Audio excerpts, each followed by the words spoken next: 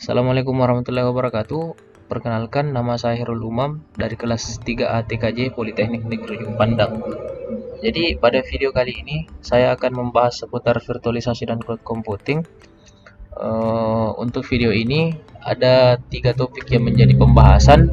Jadi yang pertama adalah pengertian virtualisasi dan cloud computing, infrastruktur cloud, dan yang ketiga adalah layanan cloud. Jadi kita langsung saja ke yang pertama, yakni apa itu virtualisasi. Nah, definisi dari virtualisasi adalah upaya untuk pembuatan sesuatu yang bersifat virtual dari sesuatu yang berbentuk fisik. Jadi untuk mendefinisikan apa itu virtualisasi, sebenarnya hanya 2 kata yang mesti kita ingat, yakni virtual dan berbentuk fisik. Jadi teman-teman bisa lihat gambar di bawah bahwa yang di sebelah kiri adalah sebelum virtualisasi dan setelah virtualisasi. Jadi gambar di sebelah kiri ini merupakan satu perangkat fisik yang mempunyai satu aplikasi dan sistem operasi. Nah, sedangkan ketika kita telah melakukan virtualisasi dalam satu perangkat fisik ini, kita mampu menampung 2 atau bahkan lebih sistem operasi. Nah, jadi teman-teman bisa lihat perbedaan antara virtualisasi atau setelah virtualisasi dan sebelum virtualisasi. Kemudian what is cloud computing? Jadi cloud computing itu merupakan kombinasi antara komputasi dan awan, di mana komputasi yang berarti teknologi komputer, awan yang berarti teknologi jaringan berbasis internet. Jadi cloud computing itu merupakan pemanfaatan jaringan internet sebagai pusat server untuk mengelola data dan aplikasi. Nah, jadi ini merupakan gambaran dari cloud computing.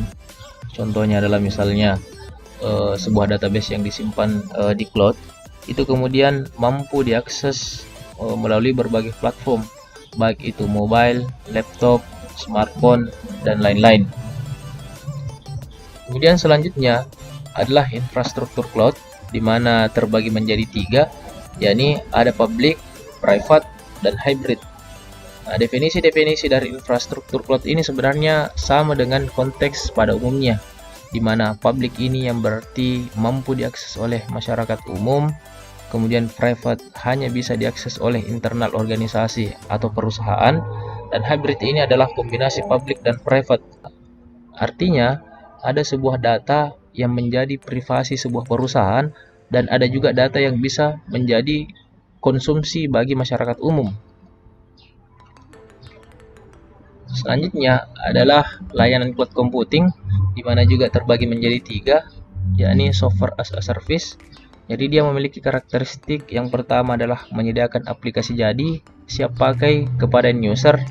Kemudian memiliki ciri user tidak perlu membuat aplikasi, tidak perlu menyiapkan tempat dan juga infrastruktur. Sebagai contoh adalah Dropbox dan Gmail dan lain-lain. Selanjutnya adalah platform as a service. Jadi dia menyediakan tempat untuk menjalankan aplikasi user. Kemudian memiliki user tidak perlu maintenance dan menyiapkan infrastruktur. Sebagai contoh adalah Windows Azure. Analogi dari platform as a service ini adalah sama dengan kita menyewa kamar hotel. Jadi fasilitas-fasilitas yang ada di dalam kamar hotel itu kemudian user atau penyewa bebas untuk menggunakannya.